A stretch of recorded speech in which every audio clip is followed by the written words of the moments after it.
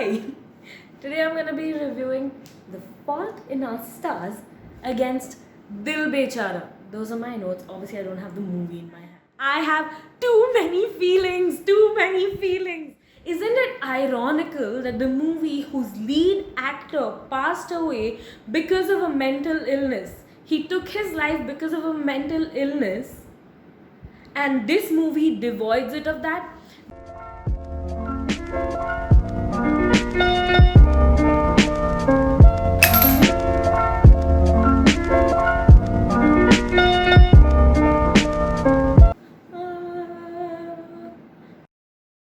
This movie review is going to be divided into three main parts. One, uh, one, a spoiler-free movie review. Two, summary of the movie, and three, my final thoughts and final review of the entire movie. Let's get to it. Dil Bechara as a movie, just as a movie, devoid of the fact that it's Sushant Singh Rajput's last movie, devoid of the fact that it's a Fault in Our Stars remake. If I had to review it, I'd say that it has half-baked characters, scenes that don't really flow into each other, that don't really make any sense, that come out of nowhere, and it is devoid of a lot of meaningful conversations that it could have had. It purposefully cuts these conversations out of the movie for a reason that I will not understand. But at the same time, it is a funny movie.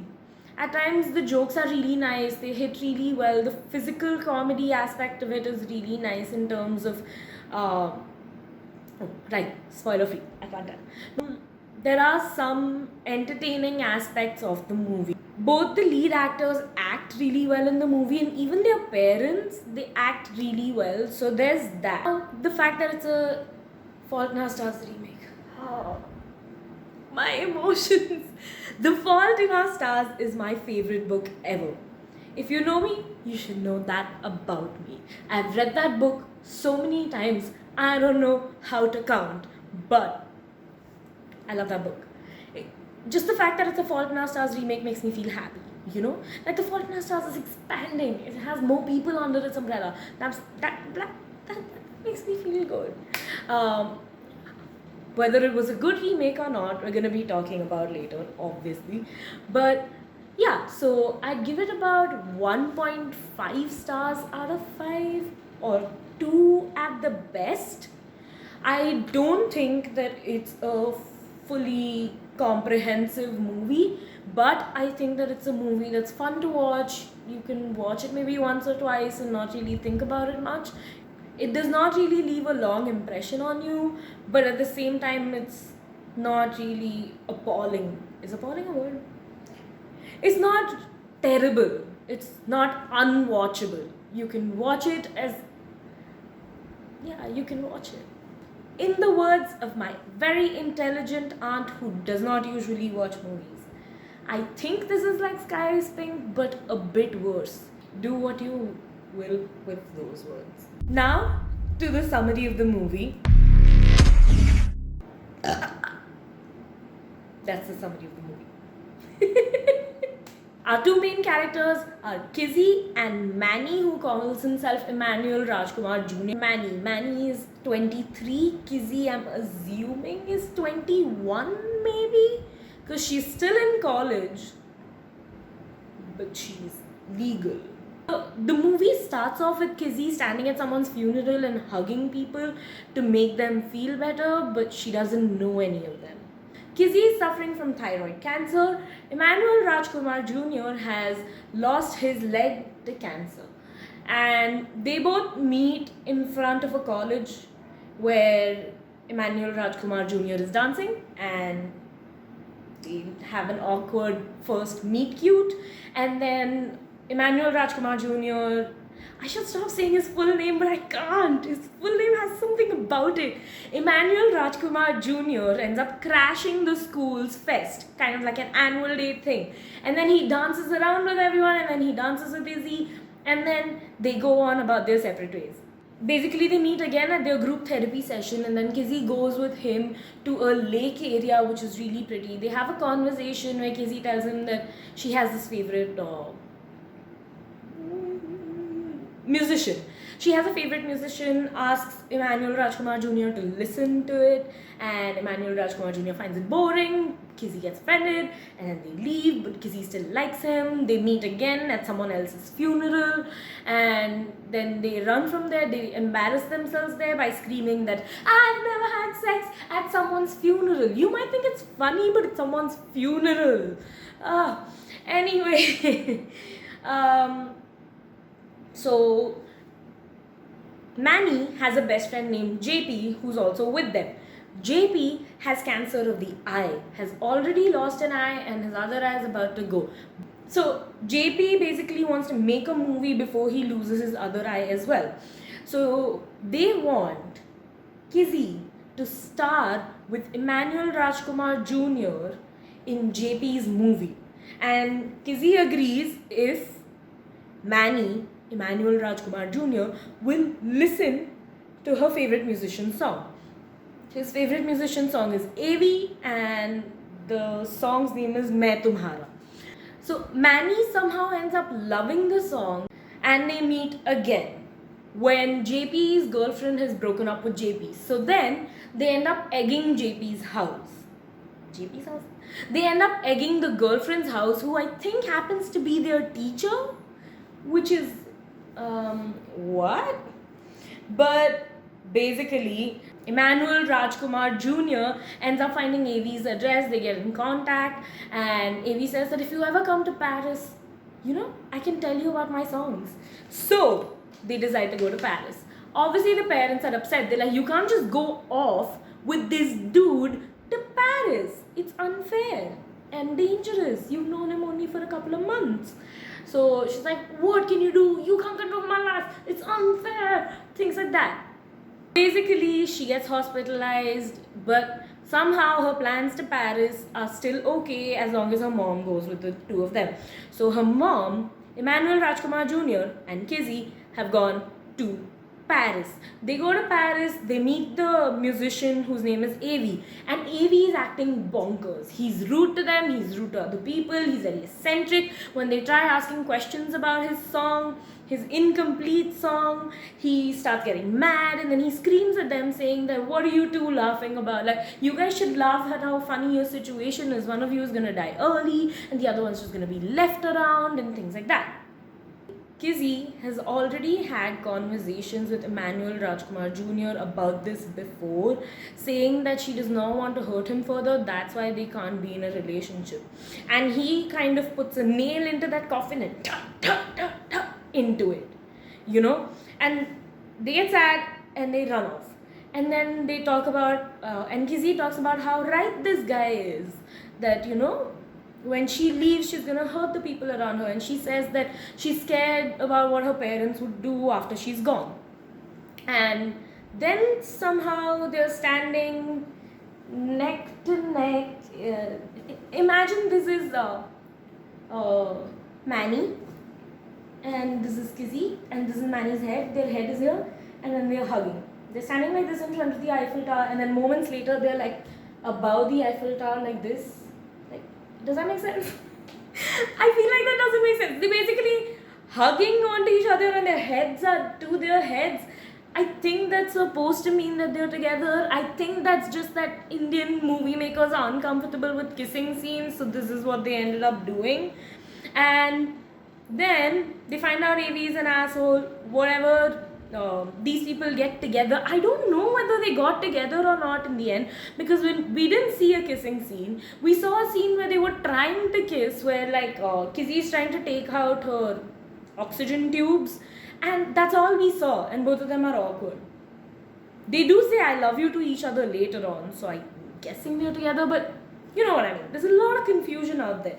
So they go to a cemetery, and that's when this boy, Emmanuel Rajkumar Jr., says that he has cancer, that his entire system is filled with stage 4 cancer, that he is going to be dying, and he wants to act as if that's not happening So they act as if that's not happening, go on about the trip, come back, and then Izzy's on her bed crying.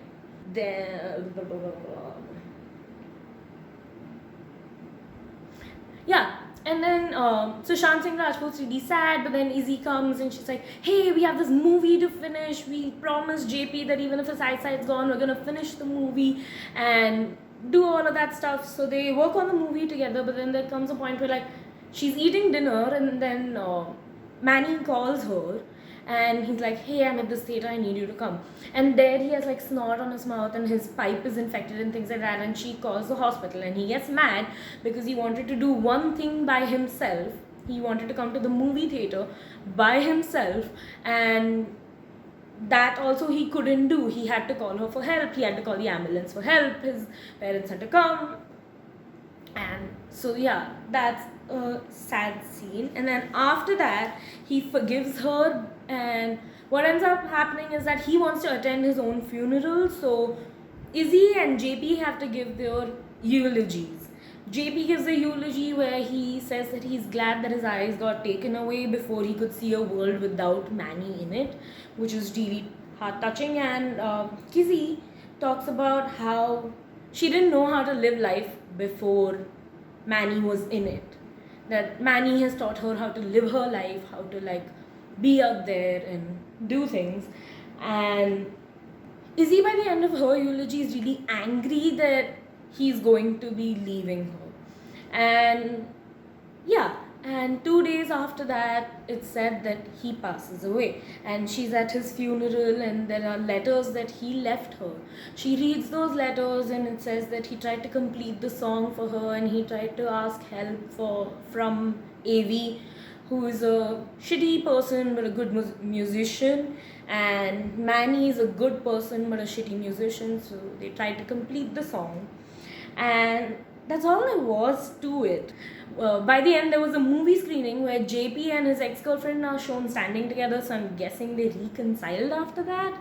And there's everyone there, and the movie is playing, and there are different things playing, and by the end of it, so throughout the entire thing, they had this thing where they would say Seri, and the other person would say Seri, and it's kind of their word, which I'll explain later. But so at the end, Sushant Singh Rajput says Seri, and she says Seri, and that's how the movie ends.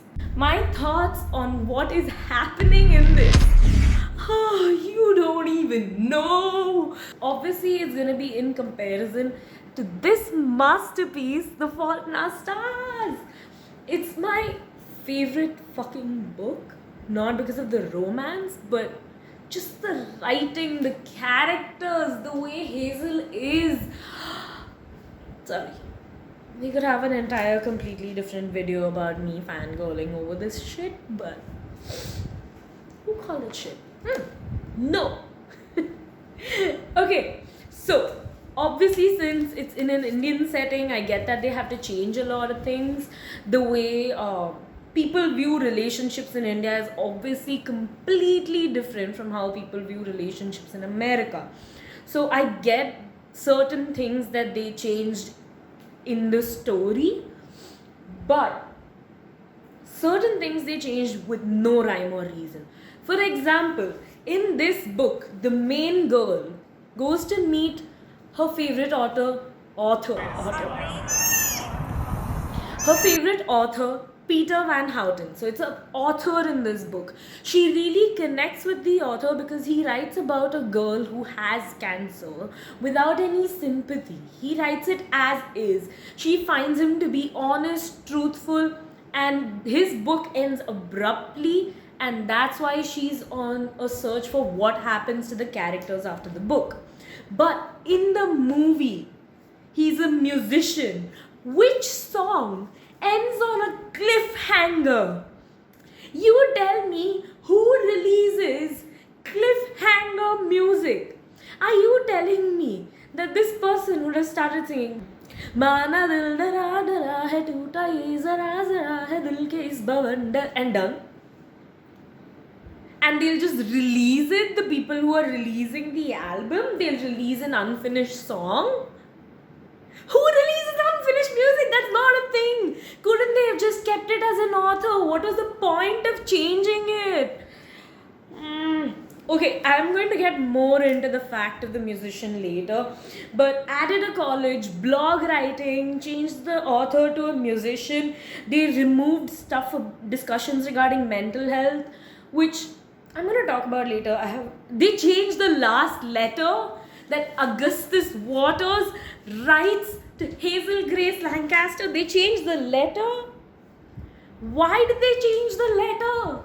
I like the fact that they've added that movie element to it, that these people are making a movie. They have a sense of, I have something to do today.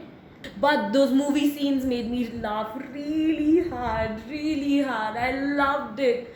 The physical element of comedy just is amazing. I like those parts. They were really good. Now, moving on to my comparison. Sorry if it's a long video. Sorry if it's a rant. I have too many feelings. The three main problems that I have are that they are half-baked characters. Then there are like half-baked scenes as well, which don't really flow into each other. My third complaint, and my most complaint, is that the movie is devoid of so many important conversations that it had a chance to have. First of all, half-baked characters. My thing is, in Fault in Our Stars, each character, I felt like I got to know them as people. But here I didn't. It's just, their motivation is lacking in Dil Bechara somehow. In Dil Bechara, Kizzy has this thing where she wants to fix people. She hugs people that she doesn't know at funerals. My point is that Hazel Grace Lancaster, she was depressed. She read one book over and over again, and she created a very small world within herself because she didn't want to hurt the people around her when she left. Since the age of 13 or below, she knew that she was gonna die pretty soon. And that shaped the kind of person she is. But I don't understand why Kizzy has this savior complex that's not addressed, which is really weird. Kizzy talks about the fact that she feels weird, that she has cancer, that she wants to fit in, but it just seems to fall flat in the movie. It doesn't seem to come through as her personality trait. She says that. It's just that, right? She just says things. You don't get to see it. There's a big thing, right? Show, don't tell. She literally has to say everything. After the fight with AV, the musician guy, she says that, yeah, after I go, people are gonna get hurt. How are mom and dad gonna live? But you don't see that in the way she behaves and things like that. Like, she gets angry at her mom for saying no to Paris and tells that you're controlling my life and things like that. But she never apologizes for those things, saying that, hey, I understand you're going through a lot because of me. Nothing. You get nothing from her character. But with Grace, you can feel that. Her mom and her, the kind of bond they share. I know that books can tell more than movies, but movies can also be really great at portraying these things. And I find it irritating that this movie didn't, because it had so much potential. Anyway, moving on from Hazel to Augustus. Kizzy to Manny. At the beginning, I thought it's nice, because Augustus is the kind of character who wants to be remembered by something that he did. So at the beginning, when Manny was doing a performance and things like that, I was like, okay, maybe the motivations will remain the same, the character's essence will remain the same. But throughout the entire thing, kind of gave me an off vibe, the character would jump into Kizzy's room. Those things I find very, very creepy, stalkerish. Edward much? How did you get in here? The window? Do you do that a lot? I don't know. Like, boy, why are you in her room when she didn't invite you? I swear to God, if someone was in my room, I know it's a water bottle, but it's heavy as fuck. There's also this conversation that Manny has with Kizzy's father, where he says that he loves basketball and that every shot feels incomplete because of his leg, that it feels less somehow. People are not incomplete because they don't have a leg. You don't have a heart for saying that, but I don't call you incomplete. Next character, JP. JP versus Isaac. Here's the thing, they really tried hard to keep the same line when it comes to JP and Isaac, that JP was going blind and he had a girlfriend. They said the words always to each other, saying that we'll always be together, always, always. So in Hindi it's Hamesha. So JP and his girlfriend said Hamesha, Hamesha, and all of that. And when they broke up, JP was mad. These kids go to egg the girl's house. You get that, you hear that, but you don't understand why all of that is happening, why it has any significance, whatever is happening. Like, it's weird, because in the book you read, you see Isaac's hurt build over time. He's dating this girl for really long. She leaves him because she finds it really scary that he's losing his vision, and he's extremely hurt and he's angry. And he loses his vision. His girlfriend, ex-girlfriend, doesn't come to visit him.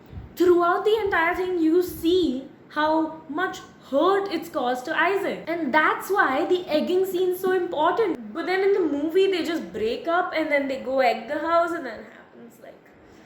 That's what, see, things are building over time. Things are in the oven and they're just like, Are dena hai. You know? Then there's my least favorite person in this movie, AV. I told you what I feel about him being a musician. Why the fuck is he a musician? But in this book, it's an author called Van Houten, right? Van Houten writes letters back and forth with Augustus and Grace. He gives advice to them. You see why the kids are attached to them. Kids. What? Am I a lady? Okay, he says, I digress. But here's the rub. The dead are visible only in the terrible lidless eyes of memory. The living, thank heaven, retain the ability to surprise and to disappoint. Your Hazel is alive, Waters, and you mustn't impose your will upon another's decision, particularly a decision arrived at thoughtfully. She wishes to spare you pain, and you should let her. You may not find young Hazel's logic persuasive, but I have trod through this vale of tears longer than you. And from where I am sitting, she's not the lunatic. Yours truly, Peter Van Houten. This happens when Grace says that, I don't want to date you, can we just be friends? And he's upset. And so Peter Van Houten tells Augustus that, hey, just think from her perspective, you know? And it makes sense. And he writes nicely and he reaches out to them. He's kind. And that's why when they're going to Amsterdam to meet him, they expect from him. They expect the same kind soul that they see in the books, in the letters. Right? You get why they're so excited to meet this author. But for AV, you don't get it, except for the fact that, uska favorite singer hai, she wants to meet before she dies. Right? But there is so much connection here to the author. That's why she wants to spend so much time and energy and like fights with her mom and her doctors to go to Amsterdam. Anyway, when they get to Amsterdam and these people get to Paris, obviously Peter Van Houten and AV both shitty people. But what I find interesting about AV, which is why sucks, at the beginning itself they say he's not an alcoholic. Like Peter Van Houten was an alcoholic. His life went into shit because he lost his daughter to cancer. But AV is not an alcoholic and you don't know any backstory of his. You literally don't find out anything of his. He just acts like shit and moves on. That's it. Nothing else. What? Why? He just becomes just another asshole, you know. But with Peter Van Houten, you find out that his daughter died and he didn't see hope in life. So he gave up on everything. That's why the book ends mid-sentence, because his daughter dies, and that's why he wanted to end it mid-sentence, like life ends mid-sentence. You don't get to choose when you die for most people, like. But for him as well, he lost his motivation to write. He couldn't do it anymore. He lost his will. He lost everything. And that's why he's an asshole, because he's miserable at life and he's upset at life for making him miserable. And by the end of the book, he promises Hazel that he'll get his act together. So there's an arc for his character. But AV just comes, he's an asshole, and he leaves. Even about that, Grace is sad. And that's when Grace realizes that these weird expectations that she's held on to for life don't matter. And that's why she and Augustus get together. But here, like, they have like a mild conversation, they move forward, like, they came to Paris for him. And it doesn't matter that he's shitty. They don't even tell the mother that he's shitty. I don't know, like, that character has so much potential. Peter Van Houten has such a huge arc over Fault in Our Stars. More than anyone. He has the biggest arc. He starts out with being this, expectation that no one can reach to. He's this dream. And then you realize he's worse. He's like down in the dirt. He's struggling. And then he picks himself up. But yeah, also about the part of the non-alcoholic, alcoholic thing. Why did they have to make him a non-alcoholic? Because we're Indian, we're so sanskari. I'm just very confused and I don't like it. It was an unnecessary thing that they had to do. Okay, so what I'm trying to say is that motivations are missing for all of the characters. My second point, half-ass, non-flowing scenes. For example, there is this dinner scene in between where Manny is meeting Kizzy's parents. Why is he at dinner at their place? What is the reason? There is no reason to anything. Suddenly they're going to prom, suddenly they're doing something. Nothing flows into each other. Nothing. Even when they get together, I was like, is that you getting together? I'm not understanding. I knew that because I read this book. I would have been a bit confused if I hadn't read it. The eulogy scene. When Manny, 2 days before Manny is about to die, he wants to hear his eulogy given by JP and Kizzy. Kizzy is mad that Manny is going to leave her so soon. Kizzy talks about how he's helped her see how to live and things like that, which again you don't see throughout the movie. He doesn't help her live. She does like participate in a movie or something, but you don't see why that's good. She's already in college. As a cohesion, it's really, really weird. I don't know. My last point of conversations, I've kind of been going around it, trying not to talk about it so that I could focus it right now here. The kind of conversations they could have had with this movie were a lot opportunistically. Representation in media means a lot. They could have done a lot. Like, I know Fault in Our Stars also doesn't do a lot, but it still does have some things in it. So let me start with the simplest of things. Hazel's hair is cut somewhat like this. Like, she has short hair because cancer.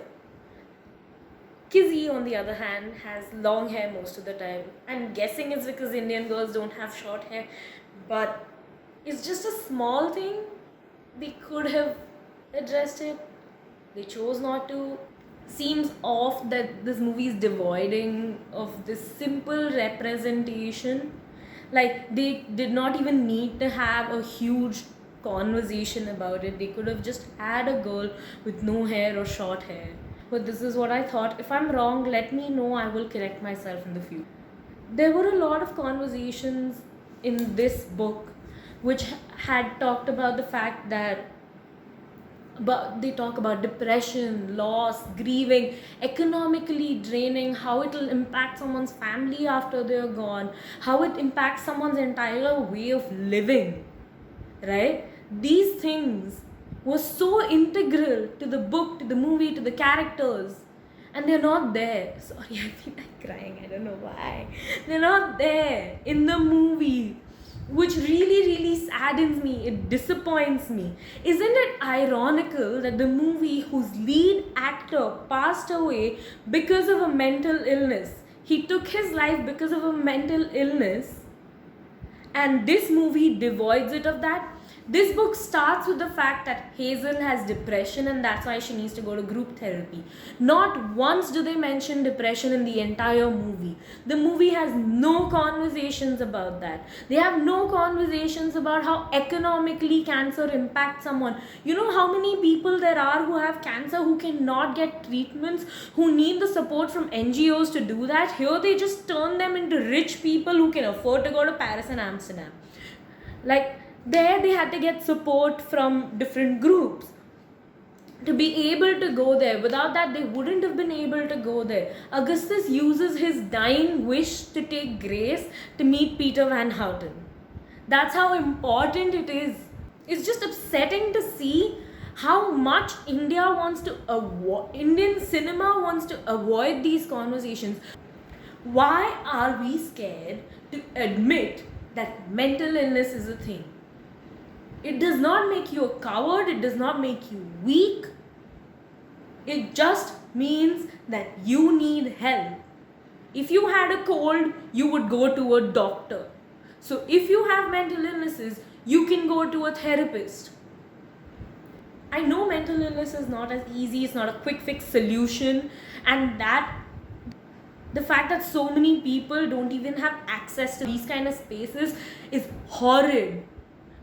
So, all in all, this movie was at some points fun to watch. Like the movie parts, the movie, you know, where they were trying to shoot the movie, things like that. But it was extremely disappointing and it was saddening and it was just that. Anyway, I'm sorry, I'm drained now. Thanks for watching the video if you got through it. Wow, I'm surprised. Do like, comment, subscribe, bell icon if you want to know every time I upload a video, because I'm a small channel right now. People will not find out when I upload videos if they don't hit the bell icon. So please do that. Hope you liked it. Hope you found something interesting in the video. And yeah.